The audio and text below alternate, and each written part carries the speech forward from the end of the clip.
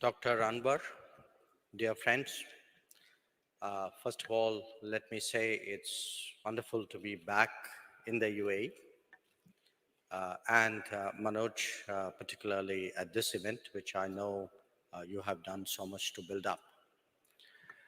Uh, I understand that I have to briefly describe the state of the world so that we can then set up an interesting conversation with Dr. Anwar.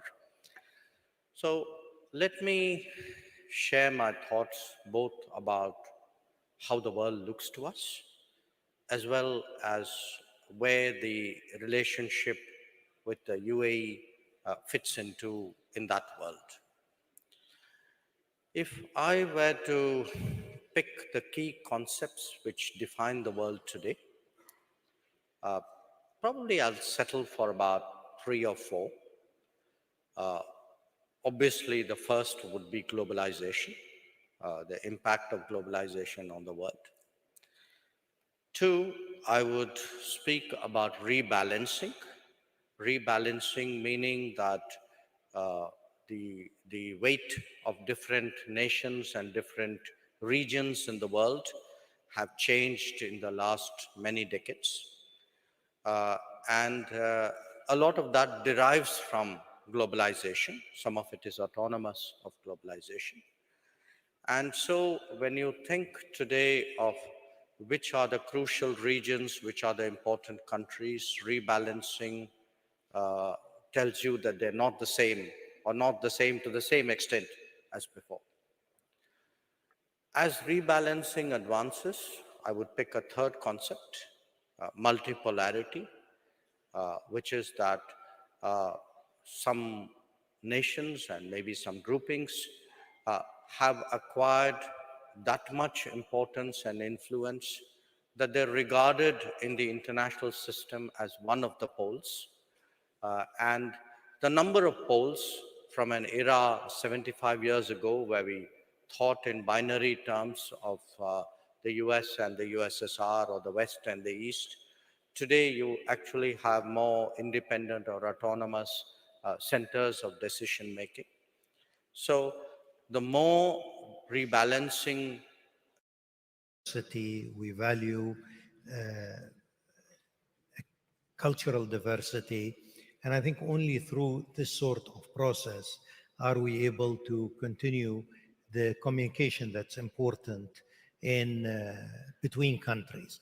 I think we do share a lot of values as as human beings living in this globe. But at the same time, we also have various also cultural traits and cultural diversity that makes this world such an interesting place. So I think it is extremely important as we move forward not to superimpose values that are perhaps suitable for certain societies, and we're all fine with that. Give me an example about what you mean. I think in various things. I think a lot of values about, for example, dividing the world into democratic states and authoritarian states. I think this is a binary view that just doesn't work, because really there are so many shades of gray between this end of the spectrum and that end of spectrum. I think if you accept the concept of respecting diversity, then really that acceptance of diversity really cascades down to everything that you look into. So it's not a single example here, but really it's a call for the world not to look at issues and look at areas of interest in a binary view. Interesting.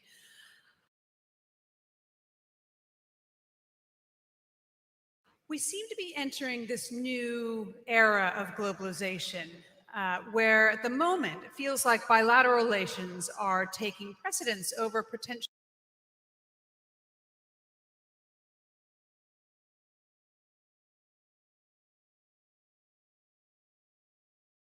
multilateral. Let me put it this way.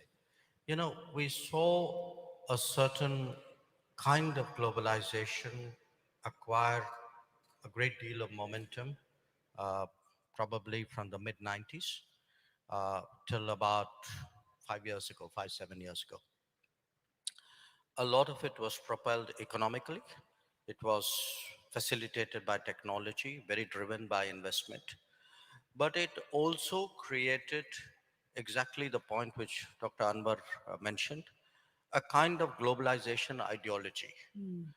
Ideology that there is one globalization and there's one truth, one narrative, and a certain narrow set of people who will define what is right and what is wrong. And what happened was very interesting. Within societies, because globalization produced inequalities within societies. For example, you saw even in the United States, there was a hollowing out of the industrial economy. It created a backlash.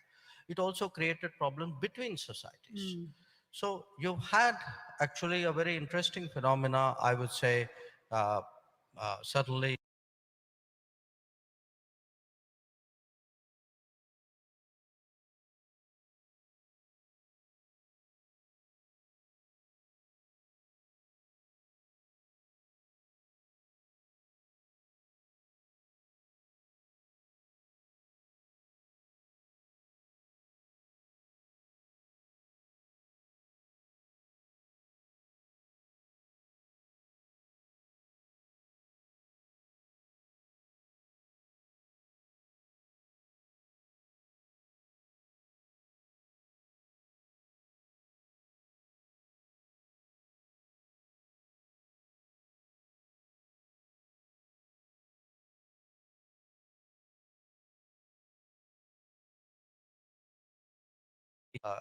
argumentation in the world about globalization. I think it's right now, one of the most important debates. And, when I spoke initially about rebalancing, we've seen political rebalancing. Many more states express political views. We've seen economic rebalancing. The GDP's share of global economy has changed. But to my mind, one of the toughest, disputations we are now entering is really cultural rebalancing, which is who gets to define what is right and what is wrong, what is normal and what is not, what is correct and what is not. And I think today that's a very, very big issue in international relations. Interesting. Dr. Anwar, I'd love you to give your view on this idea of bilateral relations versus a multilateral approach. Do you see that? Well, again, I think we can speak about, and this is also perhaps, a reductionism, so to speak. But we can speak about bilateralism, multilateralism, or we can speak also about a smaller multilateralism, which is also proving very effective today. I think bilateral relations usually are easier to manage or more difficult to manage, depending the trajectory that you are actually going on. But I think they are usually much more effective, of course. But they're not a replacement for multilateralism, because there are many issues, and I think climate is a good example where it just cannot be dealt with bilaterally. But I think more and more, and I think here in things that we are doing with India, you can see that in some of the smaller relationships, and then you see this in the I2U2 as an example, you have the potential of agility and at the same time of effectiveness, because you are not trying to move 30 states or 50 states or whatever, but you have more or less a much smaller number of states that have a certain common interest in a certain area. So I think every successful foreign policy has to work on all these different levels, because each level actually has its pros and cons.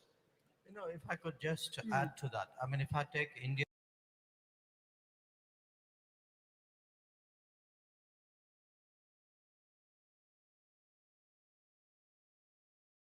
and UAE, I mean, we have to do our CPA. So it's a kind of today, there's so many issues and so many variables and so many platforms. The truthful answer to your question is kind of all of the above. You've got to work every opportunity and every platform to get the best results.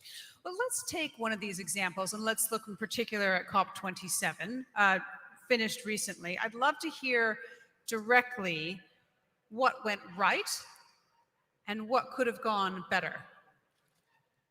We are looking at each other. I will yield to my host as a matter of courtesy. Okay. As the host of the next Well, COP. I think,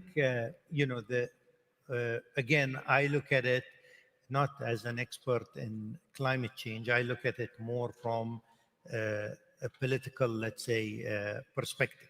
So I think COP, I think the main thing was really the framework of addressing concerns of developing nations. Of course, we still have to put all the details and the working mechanism in place. I would say that this is the big breakthrough there. But on the other hand, of course, we know that we are slipping on commitments that were made in Paris. And I think this is something that we do really need to work diligently together in order to address that. So I wouldn't say that something went wrong, but I think that the international system is not as effective and as quick as it should be in addressing what we are really seeing, the effects and the ravages of climate as we move forward.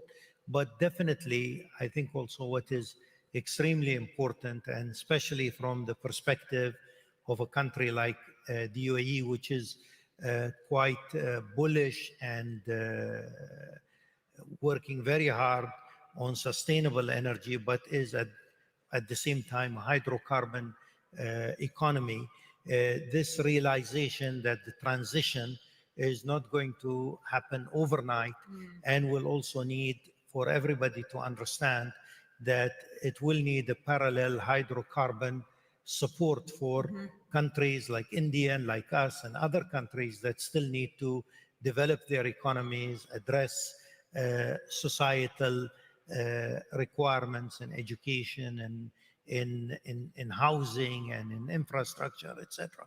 So I think the big takeaway has definitely been addressing the concern of support for developing economies, but we do need to move much faster. If I could add to it, and it's not COP27. I think whatever challenges precede COP27, they will carry on beyond COP27. There are two parts to it, really. One is the climate action part, which is, do you have the capabilities and the deployabilities and the efficiencies and the economies really to put in place a set of uh, you can say options out there or practices out there so that our growth is greener. Uh, my sense is that's much more about global business, about public policy, about sharing, etc. There's the other part, which is the tougher part, which is climate justice.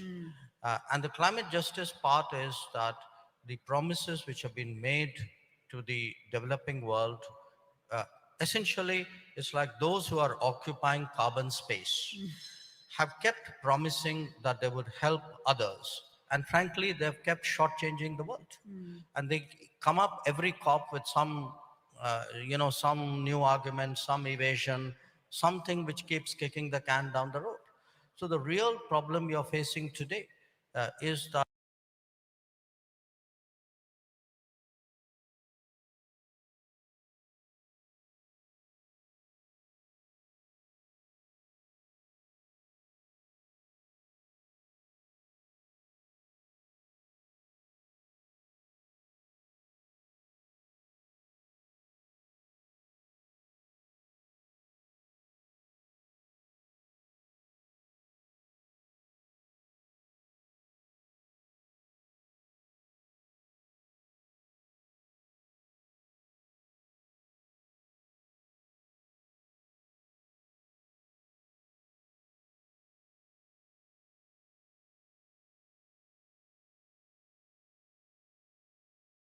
of the rest of the world.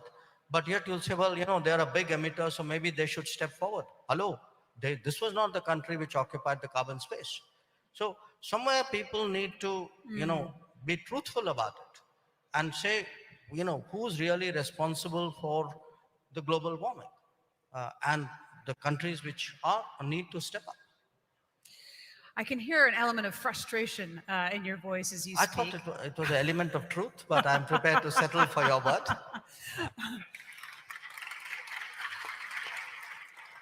So what should we be doing differently? And how can we move forward? Because as you say, it's happened year after year, COP after COP. Well, look, the fact is, if on the one hand we truly believe this is existential, how can you say it is existential and I don't have the money to deal with it? Either it's existential and you put everything you have, or it's not, and you're actually sort of, as I say, you're not really willing to walk the talk. Now the fact is, there have been other situations where countries have been willing to put up money. So it's not like there isn't the resources. And again, this idea that, well, private financing, that's one of the narratives which emerged a little bit later, when people really didn't want to pay up. Private financing will take care of it. Private financing will follow. Private financing cannot lead. Governments have to lead. Multilateral development banks need to lead. And this is one of the big issues, I think, which a large part of the world is grappling with. Unfortunately, much of that world is not heard today because the global conversations are very one-sided. There did seem to be some movement around the idea of reforming the Bretton Woods institutions, and that seemed to come during the conversation. Would you say that that's true? Were you heartened by that? I would say it's something which needs to be done. I would defer to Dr. Anwar here. I'm not, let me put it politely. I think there's a lot of hard work ahead of us. Yeah. Right? What would you add? Definitely. Definitely. So one of your colleagues, Dr. Anwar, said that the world's failure to invest enough in fossil fuels before cleaner alternatives can fully meet today's energy needs is a recipe for disaster. So what should we be doing differently now? Well, I think there's several things that need to be done. I think first of all is we need to work collectively. This is not a national issue, it's a global crisis. So continuing to work quickly, collectively is extremely important. I think at the same time, we need to move faster also. And I think part of it also is the climate justice that Dr. Jaishankar just spoke about. I think that is essential because various countries, you can't tell them because of climate, you can't also at the same time not develop the infrastructure, the sort of social mobility, economic mobility of your population because you missed the boat. I think this is totally unacceptable in various ways. I think from our emphasis, we have been trying to also be realistic while seeing that while we are all focused on sustainable energy, taking a larger part in the energy mix, we also understand, and I think this has been very clear in the last year or so, that there's a lot of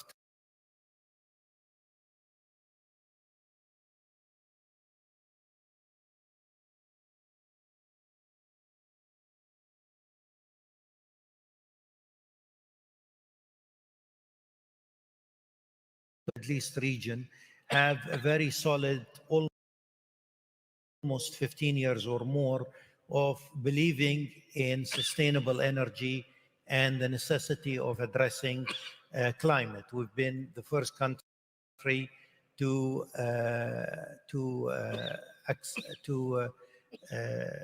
buy into the Paris Accords.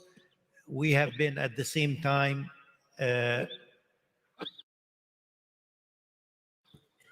also at the same time the first country with the net zero results. We have invested heavily in solar. We have invested heavily in solar. We have various investments that show our trust in this course that we are taking. And we're, of course, looking forward to COP28. And what we want to do in COP28 is to try and get out with a lot of actionable results in that perspective. Interesting. I'll let you recover from your cough. You all right? Okay. You said, I would love to hear a little bit more, Dr. Jaishankar, because we saw COP27, one of those places where India yet again is emerging as a pivotal country between the East and the West, the North and the South. And we've also seen that in the G20 as well. And there's been praise for the Indian delegation, the G20, working really hard to seek consensus between Moscow and the Western camp. And you've said yourself that the war in Ukraine is actually sucking up oxygen in Europe. I'd love you to tell us a little bit more about that. Give me that one. Sorry about the cough. Well, look, I think we have two big divides today. One, you could say, is a kind of East-West divide, centering around Ukraine. One is a North-South divide, centering around development. And Ukraine is also having an impact on development. So I do believe a country like India can play that bridging role, not alone. I think UAE, for example, can, in a sense, has also been doing some of it. So would some other countries. But there is the need today to bridge. That's it. Do you want to add to that, Dr. Anwar? Yes, I think we all want to see a quick end to the conflict in Ukraine. And we all believe also that this conflict will not end except politically and through a political process. I think it is in our interest to make sure that there is a political process that ends this conflict. But I think also that, at least from the UAE's perspective, I think our position on the conflict in Ukraine has been a very principled position. I think from as a country our size in this region, I think we don't accept that conflict is resolved through military means, and at the same time we think that in this international system, sovereignty has to be protected and sovereignty has to be respected. But while we're saying that, the devices that need to be used are political devices. It should be political process that will resolve this. It should be a political process that will ensure that conditions following the end of conflict in Ukraine are not the sort of conditions that will bring about another conflict in a few years. I think only a political process is able to do that, to address the Ukraine issue, but at the same time ensure that grievances do not bring about another conflict out of the way that this thing has been resolved. So let's talk a little bit more about technology. You've both mentioned the partnership between the UAE and India. Dr. Jaishankar, you've said recently that the rise of India will be deeply linked to the rise of Indian technology. And it is a tried and tested tool for spurring economic improvement. But technology nationalism can also be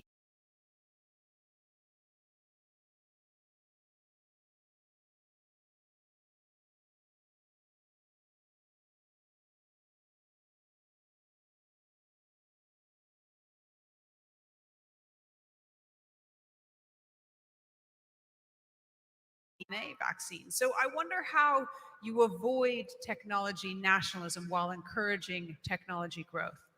Well, again, I think the UAE has benefited from globalization and has benefited from a world that has been more of an open, competitive, trading and ideas actually platform. So really, we do look with concern at the sort of technology nationalism that you have spoken about. But we understand that at the root of these concerns is political issues. These are not, at the root, are not technological issues. They are national security issues, political issues. And I think we need to accept that while this sort of tension is in the international system, there will be a ripple effect. There will be a ripple effect on how we trade, there'll be a ripple effect on how we invest, there'll be a ripple effect on how we sort of work in technology, collaborating rather than always competing. This is a sort of world that we are moving into, following the sort of naivete of the early globalism. It's not a good place to be in, to be honest, but I think at the same time, there are political reasons, there are national security reasons. I think for us, a country our size, in our region, this is a tougher world to navigate.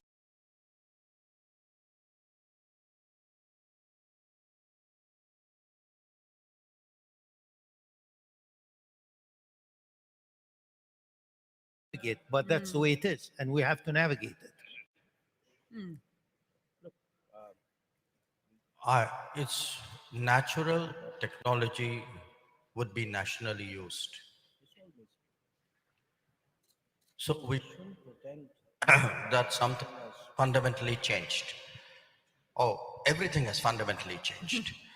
Uh, there will be national competitions based on technological capabilities, different nations, different groupings of nations asserting their influence or dominance or whatever you call it. That's for real. That's the part which I said, the constant competition among nations. But there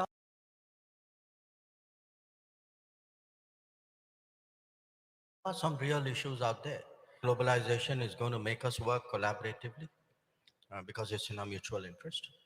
But if you come, say, to some parts, let's say digital technology, there's a real debate going on today about trust and transparency, about, are all countries, all companies, all providers the same?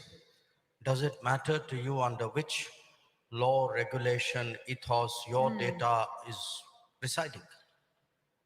I think we can't run away from those issues. So if you ask me, will we see, in a sense, disputation, argumentation, maybe stronger in the technology world? Absolutely. I don't think it's a matter of prediction. I think it's already there. So we need to start taking positions. And it's not just nation states that have a stake in this game either. It's companies as well, right? So let's talk for a moment about the technological hegemony of some of the big Western companies at the moment. Vaccines or tweets, a lot of the intellectual capital for technology innovation is controlled by some of these larger Western companies. And in fact, Dr. Jaishankar, I think you have over 2 million followers on Twitter. I wonder, in your world, in your better world, actually, what do global technology platforms look like? Yeah, look, again, today you have tech companies. If you took their market cap and sort of put it up against the national economies of countries, I suspect some of them may qualify for a G20. Some of them Would you welcome them? Some of them are that big. So it's again, these are new issues that are emerging. And in the name of, as I said, narrative setting, political correctness, we can't keep ducking these issues. It does matter. For example, I'm giving you now an Indian perspective. Do tech companies have the same rules when it comes to cooperating on, say, national security matters? Which countries would they respond to? Which governments would they respond to? Which would they not? Where, Different, which countries should they respond to? certainly countries like India. So I don't know who else. I presume they will respond to countries in their. But uh, you know, what is there? Everything else. I'm not saying everything in the world should be regulated, but there are accepted norms and practices and sort of operating ethos. So if really you have big enterprises which have monetized data through through their particular models, in the name of, shall I say, freedom, would you leave them completely to decide what they should be doing once they've reached that stage? I mean, there are some live controversies going on. I mean, I'm not getting into that, but you know that and I know that. So, so the idea that somewhere tech is neutral geopolitically, tech is neutral within societies, it's not true. They've not been. Think about it. What does this look like from your perspective, Dr. Anwar? Well, again, as I said, I mean, technology, number one, is a great wealth creator. I mean, huge wealth for countries, for companies, is being created for technology. I think at the same time, technology provides developmental leaps.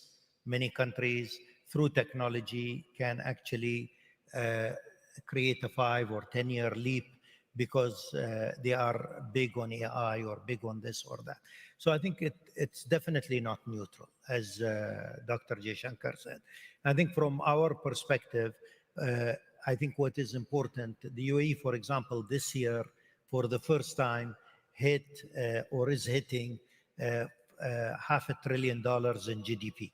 So we really understand this is our first time that we do hit this number, and for a country our size to have a GDP that size is quite extraordinary. But I think we understand also that to continue this sort of development, we need to invest in technology, we need to partner in technology and to navigate our way right now, along as with what you were saying is more technology nationalism. But I think that's the way things are, and then we need to deal with it. If I could just, in a sense, build further on what both of us said. Given the centrality of technology to our existence, to our businesses, to our progress, we are going to need to factor it in more and more, both in governance and in international relations. So again, I'm giving you the data side of it as an easy example. I think a lot of societies, I certainly would speak for mine, uh, today feel the need to be comfortable about trusted providers when it comes to an area like telecom. Okay. Similarly, there would be countries who would worry about cross-border data flows. You know, who's who's handling it? Now, companies are obviously crucial, but all companies, and all destinations and all societies are not the same. So we have to, we can't make it a kind of a theology that, companies are safe and the problem is with the countries. Companies are part of a country. I mean, countries don't run businesses, or at least most of them don't, some do. Uh, so, so I think we are entering this domain where, if I were to say the next 10 years, the big arguments and mm, the big maneuverings are going to be around technology. It's going to be around data, it's going to be around chips, it's going to be around AI, it's going to be around space. I could give you more examples.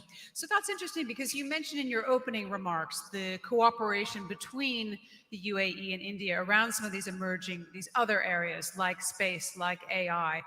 Tell me a little bit about how that partnership you think will help you individually as well as create this new kind of globalization. Well, again, I would like to echo Dr. Jaishankar's enthusiasm really about the bilateral relationship. I think this gives me an opportunity to come and sort of reflect on what has been really a wonderful, wonderful trajectory of the bilateral relationship since 2015. What we have achieved in 7 years has been remarkable. And I think, Dr. Jaishankar did not perhaps mention this, but I think leadership, really Prime Minister Modi's leadership and Sheikh Mohammed bin Zayed's leadership in this has been a major catalyst here. I just thought everybody knew that. Okay. But, to start with a historical relationship. And this is a relationship where we've always had the private sector ahead of the curve of government. I think right now, the government is giving the private sector a run in leading this relationship. And I think what has happened is incredible. I mean, we, since 2015, the milestones are just too many to sort of catalog, and they're all over. So what was really a good relationship, an excellent relationship, has become a strategic and fit for the future relationship, if I can describe it in that way. I mean, if you really think about it, SEPA, I was speaking to the Indian ambassador, Sanjay Sudhir, only last week, and he was telling me, we don't really have the official figures yet, but we are seeing about a 30% increase in trade following the signing of SEPA in February. And our target really is to reach trading levels of $100 billion with India. These are with India, $100 billion. This year. Yeah, $100 billion with India. So really, where can we get all that extra sort of, revenue streams, so to speak, in the relationship? I think technology is one of the major things. I mean, we're doing things in space, we are doing things in oil, we are doing things in food security, you name it. It's really across the board. The UAE today, I think, is the 10th FDI player in India today, and I think this is quite significant. But I think the real added advantage is what we do on technology. If we are able to harness technology, make sure that we can work together in various areas of technology within our bilateral, and as I said, multilateral, smaller multilateral forums, I think you will see that the remarkable achievements of the past 7 years will really pale in front of what we are really seeing in a truly, truly promising relationship. Interesting. We've run out of time. One final thought from you. I give you two final thoughts. One, in this period when our relationship has been very strong, we've also discovered, for example, during COVID, how firmly we stood by each other, in terms of handling community, food supplies flowing, the cooperation we had on vaccines. So in a world where we are going to get more disruptions due to conflict or COVID or climate, whatever, the reliability today of relationship between India and UAE, I think, sets it apart. That's my first point. The second point is, the UAE is following its transformational path. A lot of us here are familiar with it. India is doing its own. Now, it so happens that the two paths have the ability to support each other. And can I just mention an anecdote, if you allow me? Again, during COVID, early COVID time, Dr. Jaishankar called our foreign minister, and he was responsible for the distribution of vaccines. And he called and said, you know, I'm looking and seeing that you have requested 200,000 vaccines from India. Are you sure this is all you want? We can give you 2 million if you want. And I think this sort of, you know, this touches you, because really I think what has really happened to this relationship is this reservoir of trust. I think the trust that underpins any relationship really makes you do wonderful things. And I think this is what we have been doing. Thank you. That seems an appropriate moment to end this panel, or should we say press pause, because I can see that the collaboration will continue. We're going to break in a moment, but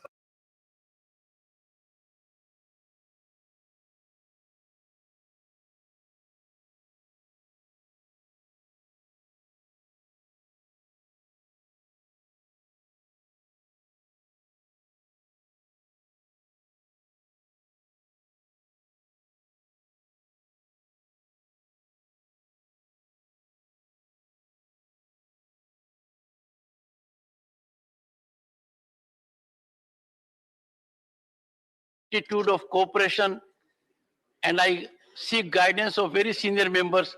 One of them has spoken a while ago. Matters of urgent public importance. Shri V. Vijay Reddy. Thank you, Chairman, sir. Chairman, sir, it is very important issue which I would like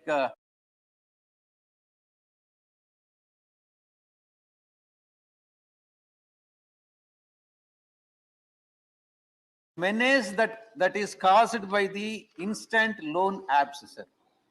Sir, the modus operandi is to give instant loans. In fact, I also have been receiving so many messages very often that I have been sanctioned the loan of 2 lakhs, 5 lakhs, etc., etc. And through these mobile applications, and in the process, they gain access because they ask for the access to our data. They ask for the access to our data, whether sensitive messages, gallery, and then photos, videos, whatnot, everything from our mobile applications, sir. And the cycle of blackmailing and the extortion starts there, sir. Once they gain access to our mobile data, and if the borrower is forced to, in fact, what happens, sir?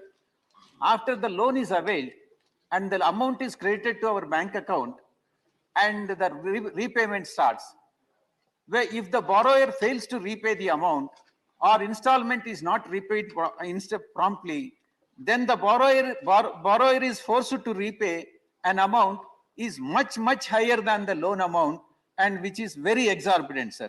If the borrower resists, what happens? He is threatened with dire consequences, with leaking of sensitive and personal information of the borrower. Sir, in fact, majority of the instant loan apps are being operated from China. It is not from India. And after all, the cases that are being booked on Indian citizens who are agents of these loan apps, sir, being operated from China. Sir, these loan apps engaged in finance business. It is nothing but lending the money. Any finance company engaged in the business of financing has to be registered with the Reserve Bank of India as an NBFC, which is not happening. So I want this to be taken note of by the Honorable Leader of the House, sir. Andhra Pradesh has witnessed so many cases of extortion and also blackmail to do the best of to address this issue, and so many cases have been registered, and then some of the persons have been arrested, and AP police worked central computer emergency response team, sir.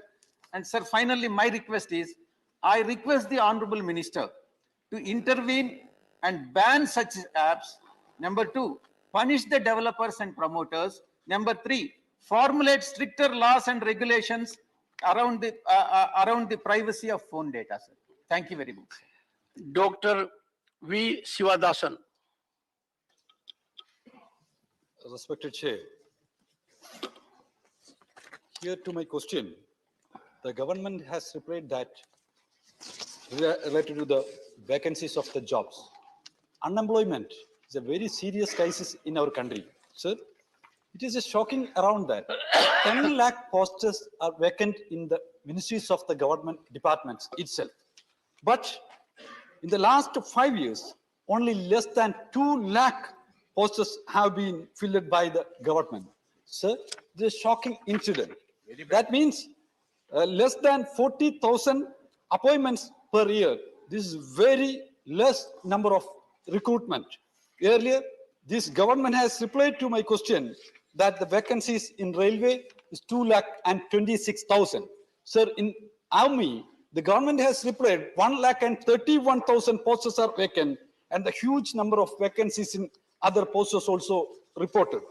Sir, in this recent reply of my question, the union government stated that in 23,000 posts are in vacancies in Group A category. Sir, 1,18,000 posts are vacancies in Group B category, and 8 lakh posts is vacant in C category, sir. 8 lakh posts are vacant in Group C category. See the huge number of vacancies in the government sector. Sir, the youngsters in the country is facing huge problems, various problems because of the unemployment. In IT sector, we are seeing a new crisis. The IT companies are reducing the salaries, and the terminations of employees reported in the various IT companies. Sir, the government of the country, they look in the matter very seriously, and I request the government fill up all vacancies as soon as possible. Otherwise, the youngsters in the country face huge other problems. So, thank you, sir. Thank you. Shri Pavitra Margarita. Hello, नमस्कार sir. सभापति महोदय, बचपन से ही मेरा सार्वजनिक भाषण देने का थोड़ा बहुत आदत है, लेकिन पहली बार मैं जीवन में हिंदी में भाषण देने के लिए कोशिश कर रहा हूं, और मेरा मानना है कि मेरा मातृभाषा असमिया हो या अन्य भारतीय भाषा हो, इसी तरह हिंदी विश्व का एक अन्यतम श्रेष्ठ भाषा है। तो माननीय सभापति महोदय, आपका जरिए मैं सदन को ये बोलना चाहता हूँ बेहद खुशी से कि अगली साल 2023 में ही अपना असम चाय का 200 वर्ष पूरा होगी। We are completing 200 years, 200 वर्ष पूरा होगा, और असम वासी तथा असम का सरकार डॉक्टर हिमंत विश्व शर्मा के नेतृत्व में ये जो 200 साल का ये उत्सव हम मनाएंगे। मेरा निवेदन है कि भारत सरकार भी असम को सहायता करे कि भारत सहित विश्व का अन्य प्रांत में भी ये माना जाए प्रचार के लिए, प्रसार के लिए। और दूसरे मेरा बात यह है कि चाय को नेशनल ड्रिंक हिसाब से घोषणा किया जाए, क्योंकि कन्याकुमारी से कश्मीर तक, गुजरात से उत्तर पूर्वी तक हर घर की रसोई में, माँ का रसोई में एक चीज मिलता है, व्यवहार सर्विस रूज होता है, वो है चाय। और हम सब लोग देश भर की हर